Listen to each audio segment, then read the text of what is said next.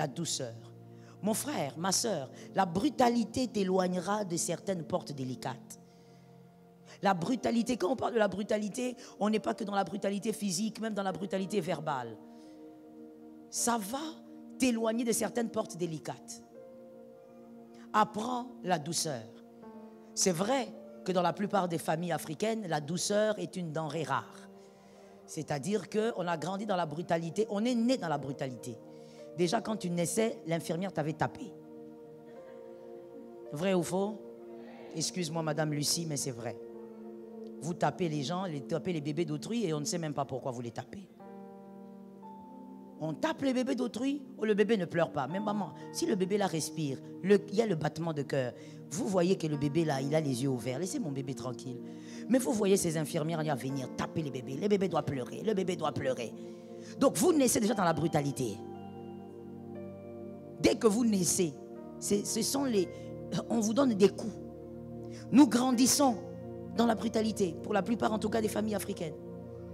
On a commencé à te battre. La première fois que tu as eu une vraie gifle, c'était à quel âge?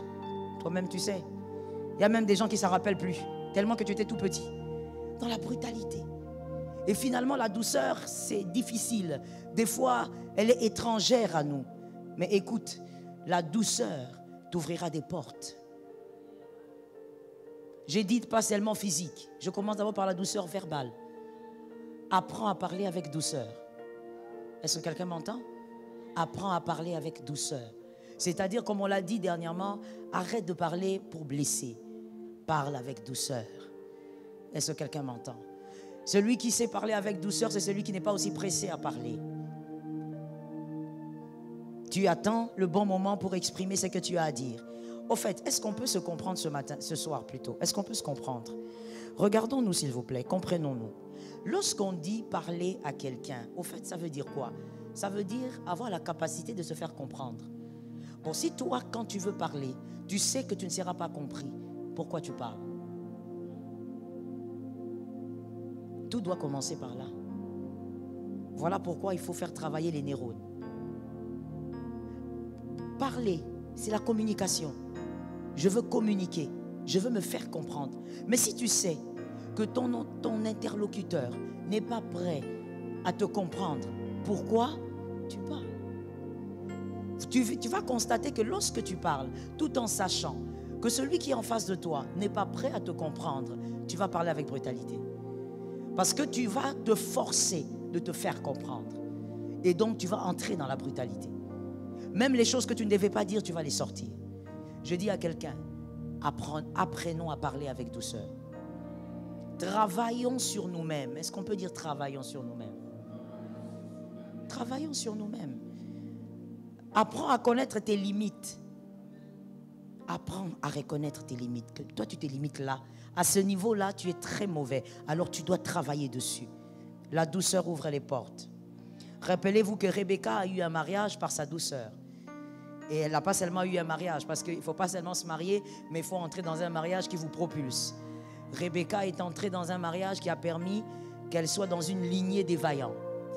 Donc je veux dire à quelqu'un, cela est arrivé par la douceur.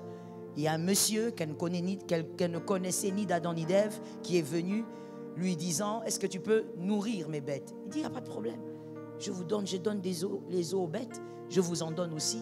Elle a été douce, elle a été donc une personne qui a impressionné le cœur d'Éliézer. Il y a des portes que tu recherches qui demandent la douceur, surtout la douceur verbale. Tu pries, tu dis Seigneur, amène-moi devant les grands, amène-moi, fais-moi asseoir avec les autorités. Toi, avec les autorités, on va te chasser. Tu ne vas pas faire 2 jours. Parce que tu ne vas même pas supporter la manière dont on va s'adresser à toi. Et toi, tu vas réagir dans toute ta brutalité. Mon frère, il y a des écailles qui doivent tomber. Est-ce que quelqu'un m'entend bien? J'aime beaucoup ça. Il y a des écailles qui doivent tomber. Oui, même après ton baptême, il y a des écailles qui doivent tomber. Yes. Est-ce que quelqu'un voit de quoi je parle? Comme avec Saül, avec Saul qui est devenu Paul. Ça doit tomber. Même après ton baptême, après ta conversion, les écailles doivent tomber. Il y a des choses au fait qui doivent te lâcher. Des choses que tu as aussi, des choses que tu as acquises de la maison de tes pères. Ça doit te quitter. Au fur et à mesure que tu avances avec Jésus, ça doit te quitter. La brutalité là, quand tu parles, déjà toi quand tu parles, tu dois absolument attraper quelqu'un, tu dois absolument parler avec les mains. On ne parle pas forcément avec les mains, parle avec ta bouche, on va entendre. Parle avec la bouche, on va. Toi quand tu parles, c'est 2, 3 mots, après le 4e. Chaussure, ou je ne sais pas quoi. Il faut absolument que tu utilises tes mains. Mon frère, ma soeur, apprends la douceur. Est-ce que quelqu'un m'entend bien? Monsieur, cette femme n'est pas soumise. Tu sais pourquoi? Tu es brutal pour rien. Tu es brutal pour rien. L'être humain en général, il y a des exceptions. Mais l'être humain en général, quand tu veux l'aider à mieux devenir par la pression, il devient brutal. Il devient rebelle. Il devient comme un âne sauvage. L'être humain en général. Ça ne sert à rien, monsieur, de vous imposer dans votre foyer par la brutalité. Tu gueules sur ta femme, tu l'insultes, tu la diminues, tu lui rappelles tout le temps son passé, tu l'humilies, tout ça pour lui faire comprendre qu'elle ne t'écoute pas. Tu es en train de l'abîmer. La douceur va marcher plus que ce que tu utilises comme arme. Qu'un frère dise à son âme, j'ai compris. Qu'un autre frère dise, j'ai compris. Ça ne sert à rien d'être brutal. Élevez les filles, là je parle aux hommes, élevez vos filles dans la brutalité, ça sera des femmes arrogantes. Ça sera des femmes impolies. Ça sera des femmes insoumises. Parce que vous, père, vous êtes brutal. Vous allez élever des filles qui seront insupportables. À la maison, vous aurez l'impression qu'elles vous écoutent. Mais oui, vous êtes le père. Mais lorsqu'elle va rencontrer son homme, l'homme va commencer à faire des rapports que vous n'allez pas réaliser. Est-ce que ça n'est jamais arrivé dans une famille, ça? Est-ce que tu n'as jamais entendu parler? Tu entends parler un homme qui fait des rapports sur sa femme, qui dit voilà, c'est que ma femme est à la maison. Mais la famille ne reconnaît pas cette attitude-là. La famille est étonnée. Oui, vous ne la connaissez pas. Devant vous, elle est obéissante selon l'éducation. Mais vous avez introduit au fait en elle des éléments de destruction par la brutalité. Et quand vous parlez d'elle, la famille est étonnée. Non, non, non, ça ce n'est pas Niclette. Oui, c'est Niclette. Parce qu'elle a grandi dans la brutalité. Est-ce que quelqu'un m'entend? Un homme qui grandit dans la brutalité va battre sa femme. En dehors des exceptions. Et certains d'ailleurs ne vont pas aller jusqu'à battre, mais vous aurez la fameuse brutalité dont je parle, la brutalité verbale. Toi, tu n'as jamais giflé ta femme, mais si on étale les genres de phrases que tu dis à ta femme, c'est plus que des coups. Tu dis des choses tellement méchantes. Est-ce que quelqu'un m'entend bien? Que Jésus nous délivre de la brutalité. Recevez la douceur au nom de Jésus. Même si ta mère, ton père était brutal, reçois la douceur par l'onction. Que l'onction t'aide, qu'il t'introduise dans l'école de la douceur. Toi-même, quand tu sens que tu as envie de parler, tu te calmes. Tu dis, je me calme, je me calme. Ne fais pas ça. Tu parles calme. Tu invoques le Seigneur pour qu'il t'aide. Parce que ta brutalité peut détruire ta descendance. Est-ce que quelqu'un m'entend bien? Que Jésus nous vienne en aide. La 9e chose, c'était dans votre Bible, la tempérance ou la maîtrise de soi pour certaines versions. La tempérance. Vous voyez qu'on a terminé, cet écrivain a très bien écrit, il a terminé par la tempérance. Il a fini par la tempérance, la maîtrise de soi. Comme pour dire toutes ces choses du 1er au 9e, gérer ça avec la maîtrise de soi. En d'autres termes, un équilibre. Soyez tempérés. La maîtrise de soi. N'exagérez en rien. Que tout soit modéré. Que votre plaisir soit modéré. Il y a des personnes, quand elles entrent en joie, toi-même tu te poses la question, qu'est-ce qui va se passer ici? C'est toujours en excès. Elle a une joie au point où elle peut enlever les habits. Une joie, donc vous ne la maîtrisez nulle part. Que tout soit modéré. Que tes loisirs soient modérés. Tu veux te détendre, tu veux un peu de loisir, modération dans tout ça. Tu ne vas pas entrer dans le loisir depuis que tu as commencé, comme je n'avais parlé, je ne sais plus quand. Tu as commencé 5 heures, 7 heures, 8 heures. Depuis 9 heures, toi tu es dans le loisir. Tu n'es que dans le loisir. Il est maintenant 20 heures, toi tu es dans le loisir. Que tout soit modéré, ça va te détruire. Est-ce que quelqu'un m'entend? Que ta prière aussi soit modérée. Parce que si je n'en parle pas, tu vas croire que c'est dans la prière qu'il faut faire des excès. Tout doit être modéré. La tempérance. Tout doit être modéré. Même dans la prière. Tu vas prier, tu ne te laves pas. Mon frère, c'est quoi le problème? Qui t'a dit qu'il faut les odeurs? Que le Saint-Esprit aime les mauvaises odeurs? Oh, Jesus have mercy. Qui t'a dit que le Saint-Esprit se plaît dans les mauvaises odeurs? Il se plaît dans les mauvaises haleines. Qui t'a dit ça? Hein? Tu as consulté qui? Tu t'enfermes, tu dis voilà, ça c'est une prière puissante. La prière puissante, c'est la prière qui associe ton cœur avec Dieu. Je reprends parce que quelqu'un dormait. La prière puissante est celle qui associe ton cœur avec Dieu. C'est ça la prière puissante. Aide-moi à dire ça à ton frère. Ton cœur avec Dieu. Si ton cœur est associé au cœur de Dieu, elle sera puissante cette prière. Mais toi, tu entres en prière, tu ne brosses pas tes dents, tu ne te laves pas, tu as fait 4 jours. Tu as le même calbar depuis le premier jour jusqu'à aujourd'hui. On parle ou on laisse? Même. Tous tes dessous sont les mêmes. Ça ne change pas. Mais seulement ça changeait quand même de couleur. Depuis que tu as porté. Tu dis je suis en prière. Et même quand tu parles, tu ne sors pas la voix. Parce que tu considères que c'est la voix pour le Saint-Esprit. Je suis en prière. Ah bon? Tu n'es pas en prière, tu es dans la saleté. Tout doit être modéré. Qui t'a dit que Dieu est dedans? Dieu n'aime pas la saleté au fait. Tu as déjà lu quelque part. Si tu l'as lu, tu me donnes. Si tu ne peux pas me donner maintenant, tu m'envoies même un texto. Ou de Genèse à Apocalypse, trouvez-moi un verset qui parle du ciel dans la saleté. Quand on décrit le ciel, c'est un lieu de gloire. Il y a de l'or, il y a des pierres précieuses. Il n'y a pas de place pour la saleté. Maintenant, toi, tu as découvert cette dimension de saleté où? Donne-moi un peu le verset parce que moi, ça me dépasse. Les chrétiens d'aujourd'hui, pourquoi nous sommes des suivistes? Tu as appris qu'un prophète est allé à la montagne comme ça, c'est pas laver rien du tout. Toi, tu dis voilà la prière. Toi aussi, tu entres. Qui t'a dit ça? Qui t'a dit qu'on fait des prières de manière, comment on va dire ça?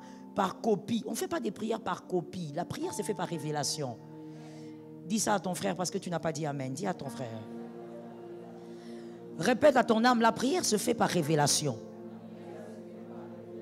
Bon, toi qui t'as dit qu'il faut que tu sois sale comme tu es, tu es maître sale. On vient ici, à l'église, à 8 heures, tu es tout sale. Et tu es content. Quand on te demande, pourquoi tu ne t'es pas encore lavé? J'ai prié, maman. Tu priais. Qu'est-ce que ça a à voir avec la prière? Que tout soit modéré. Tu vas prier, non seulement tu ne t'es pas lavé, mais tu attends seulement la pauvre sœur là qui vient pour lui dire, ma sœur, j'ai un message. J'ai un message. Viens. Et puis comme toi tu viens de la prière, tu penses au... God have mercy. Tu penses au fait que tu es devenu supérieur parce que tu viens de la prière. Alors tu te tiens debout là, alors que tu n'as à peine que 23 ans. Tu appelles la sœur là qui a 47 ans. Venez, venez, venez. Venez vite, j'ai une révélation. Et quand elle s'approche, au lieu même de te calmer, tu lèves ta main. Le Seigneur m'a montré.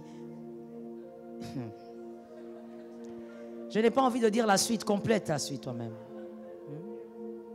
Tu as des problèmes à plusieurs niveaux. Tu présentes beaucoup de choses à la fois. Non seulement c'est la forêt, mais ça sent aussi mauvais. Et tu es en train de parler de révélation. Tu parles de quel Dieu comme ça? Est-ce que quelqu'un m'entend très bien? Est-ce que je peux parler? Je parle ou je ne parle pas? Il y a quelqu'un qui va dire, mais maman, Jean-Baptiste. Ok, parlons de Jean-Baptiste. Parce que des fois, on aime parler des choses sans maîtriser ce qui est vraiment écrit. Parlons de Jean-Baptiste. Jean-Baptiste s'habillait en vêtements de peau, mangeait des sauterelles. Il vivait avec sa famille. Pourquoi tu ne me réponds pas? On prend Jean-Baptiste comme exemple, non? Comme toi, en fait, toi, tu prends Jean-Baptiste comme exemple de saleté, alors que lui n'a jamais été sale. Jean-Baptiste vivait avec ses frères. Il vivait avec sa maman. Il vivait dans les déserts. Va vivre dans les déserts. Si tu veux rester avec ce vêtement-là parce que tu pries, le même vêtement depuis que tu as commencé, va vivre dans les déserts. Cherche un désert au Congo, va chercher. Va trouver. Va dans votre village, peut-être dans votre village il y a les déserts. Entre là-bas. D'où viennent ces choses? Ça vient d'où? Tu dis non, j'ai vu dans la parole de Dieu, le peuple d'Israël, ils prenaient la cendre, ils se jetaient la cendre, et puis ils pleuraient dans le jeûne. Mais c'est culturel ça. Cet acte est culturel. Le fait de se jeter la cendre, le fait de déchirer les vêtements comme David quand il avait perdu son fils, il n'a pas été le seul. C'est culturel, c'est lié à la culture juive. Tu es juif? Qu'est-ce qu'il y a alors? Qu'est-ce qu'il y a? Voilà pourquoi il ne faut pas s'embrouiller dans la Bible. Dis à ton frère, il ne faut pas qu'on s'embrouille dans la Bible. C'est culturel. Est-ce que quelqu'un m'entend? Je donne un autre exemple culturel, peut-être que quelqu'un n'a pas compris. Il y a des choses dans la parole de Dieu qui sont liées à la culture juive. Ce n'est pas à nous de le faire. C'est écrit parce que c'est justement l'histoire d'un peuple. On ne parle pas d'un peuple sans sa culture. Je donne un exemple culturel. Au Nigeria, par exemple, quand une personne veut saluer un adulte, peu importe qui c'est, quand c'est quelqu'un de plus âgé, quand c'est un homme, le garçon se jette à terre et il s'élève. Ils le font tellement rapidement. Il dort à terre, la poitrine touche et il s'élève. Ils le font depuis qu'ils ont 3-4 ans. Ça, ce sont les hommes qui saluent comme ça. Et à telle enseigne que quand il le fait, c'est tellement vite. Parce que c'est leur salutation, leur bonjour. C'est comme ça qu'ils font. Et beaucoup plus chez les Yoruba. C'est comme ça qu'ils saluent, c'est culturel. Toi, tu vas aller au Nigeria, tu arrives dans une église, tu vois un pasteur entrer par exemple, et puis son assistant par exemple, s'incline comme ça et se lève. Toi, tu dis, ok, moi aussi je veux faire ça ici. C'est leur manière de dire bonjour avec respect pour celui qui est honorable. C'est culturel. Ça n'a pas changé parce qu'ils sont chrétiens. Parce que c'est une manière de saluer avec respect qu'ils comptent garder et qu'ils ont gardé. Et que je trouve très bien. C'est leur culture. Donc, il ne faut pas prendre des choses culturelles et dire, regarde, c'est écrit dans Deutéronome, Lévitique. C'est culturel. Tu ne vas pas aller prendre la cendre, mettre sur toi, t'habiller en sac et t'enfermer. Quel sac d'abord tu vas porter? Les sacs de riz, des semoules. Soyez modérés même dans la prière. Quand tu veux prier, va brosser les dents, mon frère. Tu as terminé, va laver les aisselles. Nettoie-toi. Porte une chemise, porte un pantalon, porte une robe, ma soeur, ou un pantalon, va prier. Même toi-même, quand tu t'inclines pour prier, tu sens des bonnes odeurs. Mais toi-même, ton propre corps, mais quand tu t'inclines, tu te demandes, il y a un rat qui est mort ici ou bien? Il n'y a pas de rat qui est mort. Ton corps, ça fait 4 jours, tu ne t'es pas lavé. Soyez modérés. Est-ce que quelqu'un m'entend? Soyez